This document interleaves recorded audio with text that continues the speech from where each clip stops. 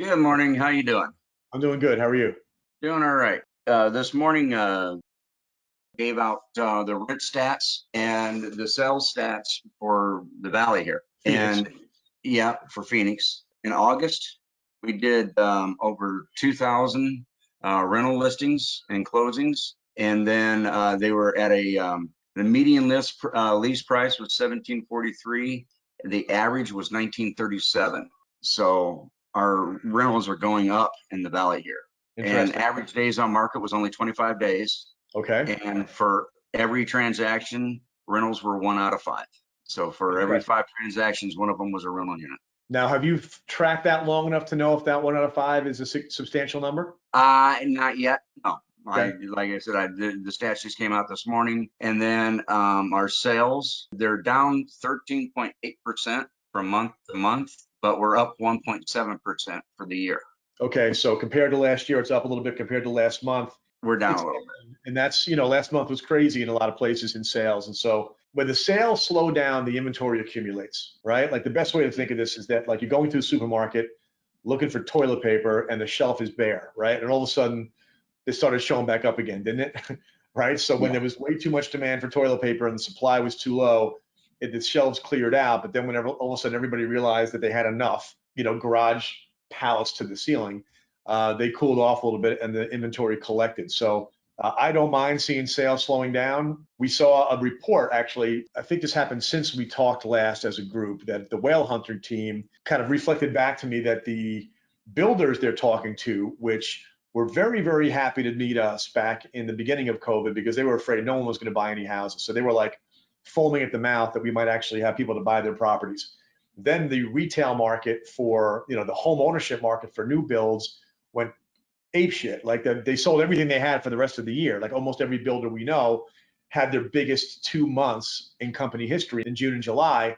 They didn't dismiss us, but they set us aside. Like, hey, we still want to talk to you guys, but right now we can't keep up with all this crazy demand.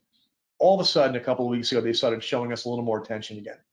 All right, they were indicating because they watched their traffic at the model and their inquiries and everything very, very closely. They saw it drop off. Maybe not this similar to the way our inquiries dropped off just recently. Ours came back, but anyway, the idea is that they were giving us a little whiff of maybe the beginnings of the change in the winds, right? A week later, Realtor.com comes out with a story that demand on Realtor.com, buy-side traffic was also slowing down. Again, that's a very, very early indicator of buyer demand. So what this all plays out to be is a shift in the market, which makes it the kind of thing where it's not so extreme. When it's too extreme, there's not enough stuff out there to do, and this could help us. Curt, Well, anything you can now, share about that? Or what yeah, you? I got these next two stats that are kind of interesting. We have a new inventory that is up 2.9%, and year by year, it's up 4.1%. And then total inventory, there was a 3.9% increase, but a 22.8% decrease from year to year. So we're still And that's per not sale. where we were last year. We're 22% lower than we were last year for inventory. And that's for rentals or for sales? That's all. It's all the transactions. It's yeah. I believe it's from, so it's mostly sales. Okay. But and then our new list prices are up almost 20%. From They're last. from the year. Yeah. Okay. Perfect. They're at 445,000, and last year they were 335%. Jesus. All right. 335,000. So this is playing out the way I'm saying, guys. The what you're seeing right now is sellers that are losing their heads, right? So what you're seeing is home sales.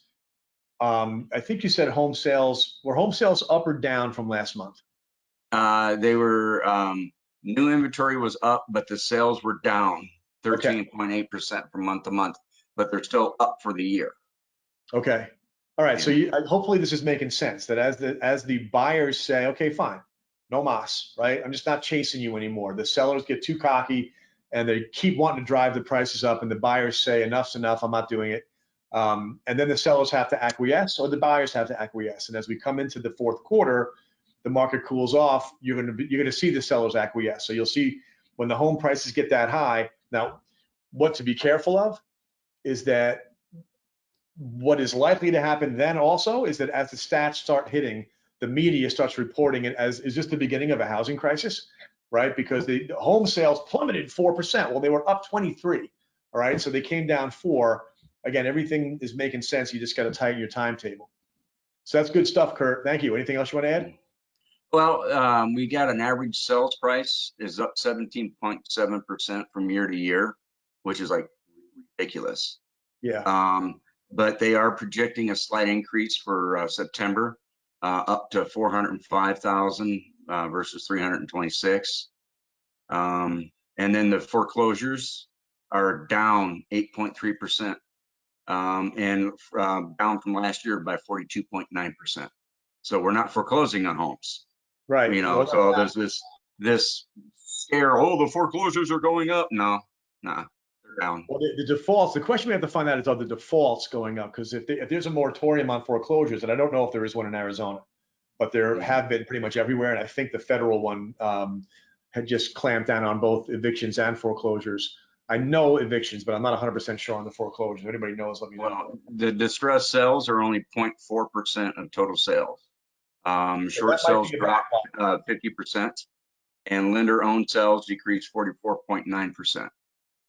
Okay, so that So, might be purely because of the moratorium, though. So once that moratorium lifts, we're going to see if there's any kind of a rush of this.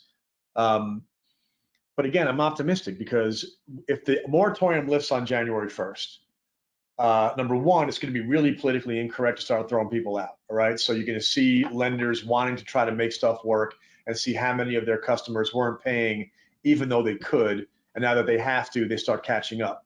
We're also heading into the spring market, which means that the banks now know how to sell a lot of foreclosures without having a fire sale.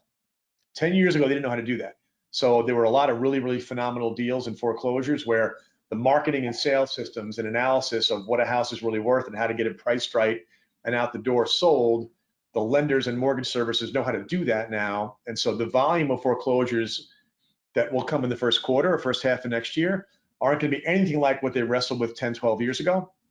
But they also know how to wrestle with it now. So I don't anticipate there being any kind of, like, if you have buyers who are like, there's going to be great deals on the market in the beginning of next year, I just don't think they're going to be that great because the banks are going to say, yeah, we have a bunch of houses to sell, so just let's sell them, right? We don't have to give them away. We can take a 5% discount to market rather than a 25% discount to market, and it's still out the door. All right, anything else, Curt? no, that's pretty much about it. Awesome, man. Thank you for piping in. I appreciate it. No problem.